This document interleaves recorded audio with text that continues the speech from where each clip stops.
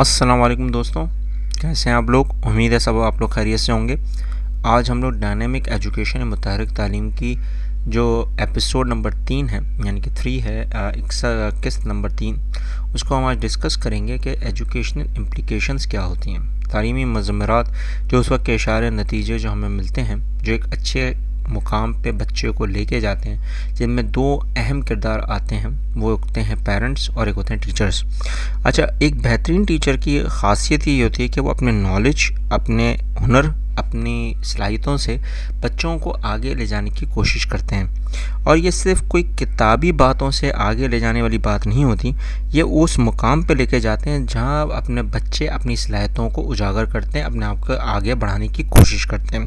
क्योंकि जहाँ पेरेंट्स और टीचर्स की बात आती है तो वो दोनों एक डिफरेंट मुकाम होता है, क्योंकि पेरेंट्स इनफॉर्मल होते हैं और टीचर्स फॉर्मल हो जाते हैं। तो वहीं पर जहाँ बच्चों की जो सबसे बेहतरीन नशोनुमा होती है, किताबों से नहीं सिर्फ अपने तजुर्बे से भी, अपने सलाहियतों से भी, वहाँ टीचर को वैसा होना चाहिए और टीचर उनको ऐसा गाइड करे जिस पर वो खुद ही बच्चे उससे मुतासर होकर वो सारी बातें सीखने की कोशिश करें और अपने पेरेंट्स से, वालिदैन से जाकर डिस्कस करके उनसे भी सीखने की कोशिश करें। अब यहाँ पर एक ऐसा मुकाम आता है कि जहाँ टीचर्स बड़े तजुर्बेकार माने जाते हैं, तो वहाँ बच्चों को भी सलाहियतों का मौका मिलता है। क्योंकि टीचर्स, असातिज़ा को वैसे ही ट्रेन किया जाता है जैसे एक ट्रेनर एक अपने हिसाब से बच्चों को जैसे टैकल करता है, वैसे ही टीचर भी, असातिज़ा भी होने चाहिए। क्योंकि अगर टीचर वैसा ना हो तो बच्चे वैसे नहीं बन पाते जैसा उनका एक सोच, उनका एक मुकाम होना चाहिए।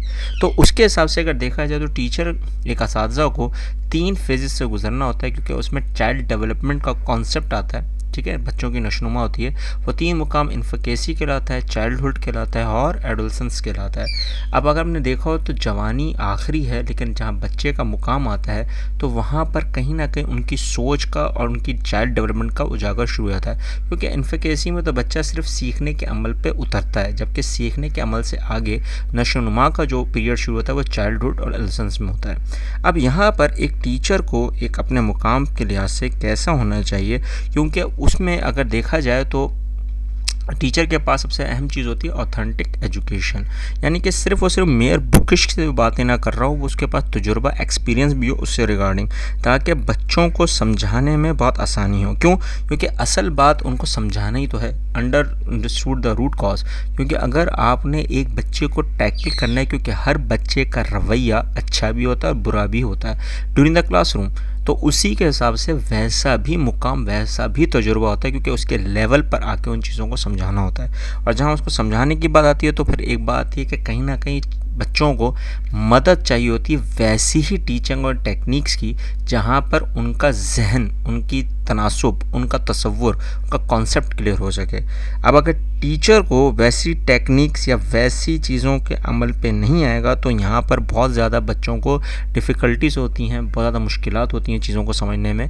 तो ये मुकाम भी कहीं ना कहीं टीचर को पता होना चाहिए। और लास्ट में अगर देखा जाए तो वो कहीं ना कहीं वो चीज़ें हैं जहाँ पर बच्चा अपने आप को उजागर कर सकता है, अपने आप को एक्सपेंड कर सकता है, अनएबलिंग कर सकता है समझने की ताकत को। तो वहाँ पे इन्फकेसी और चाइल्डहुड पीरियड के दौरान टीचर्स को इतना ज़्यादा सेल्फ अंडरस्टैंडिंग होनी चाहिए कि उनको ये मदद मिल जाए कि हाँ, ये कहीं ना कहीं बच्चा सोचने पर मजबूर हो जाए कि ये जो टीचर है बहुत अच्छा है, ये बहुत अच्छा मुकाम हमें सिखाने की कोशिश कर रहा है और कहीं ना कहीं हमारे साथ कुछ ना कुछ बेहतरीन करने की कोशिश कर रहा है और हमें वो वैसी ही चीज़ें बता रहे हैं जैसे हम लोग देख रहे हैं। तो ये वो मुकाम होते हैं कि जहाँ पर एजुकेशन का जो सबसे अहम इशारा, नतीजा निकलता है वो यहीं से निकलता है कि वो बेहतरीन टीचर बनने के बाद।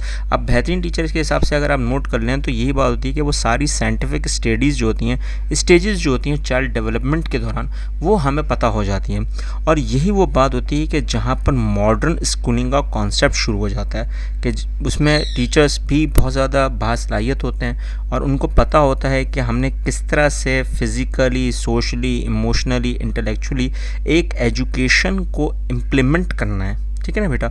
अब अगर आप लोग नोट करो दोस्तों, तो यही बात होती है कि कहीं ना कहीं वो सारी चीज़ें जो एक टीचर के अंदर खासियत पैदा करती हैं, वो ये चीज़ों का पूरा रुझान होना चाहिए, क्योंकि वो हर लेवल के हिसाब से अपने बच्चों को टैकल करना जानते हैं। अगर आज जो आपको भी जो मैंने अभी सिखाया, जो बताया, इसके ऊपर ज़रूर अमल करें और इसको अमल करने के बाद लोगों तक ज़रूर पहुंचाएं, क्योंकि हमें ये वो मुकाम मिलता है कि जहां पर हम लोग खुद भी एक बेहतरीन टीचर बन सकते हैं। टीचर बनने के लिए सिर्फ़ और सिर्फ आपके अंदर सलाहियतें होनी चाहिए, आपका तजुर्बा होना चाहिए और आपके अपने सब्जेक्ट यानी कि आपके जो आपका एक मजमून है जिसको आपने चूज़ किया हुआ है उस पर कमांड एंड कंट्रोल होना चाहिए, ताकि बच्चों को उस चीज़ों में पढ़ने में समझ में आए। मिलते हैं नेक्स्ट एपिसोड में। अल्लाह हाफ़िज़।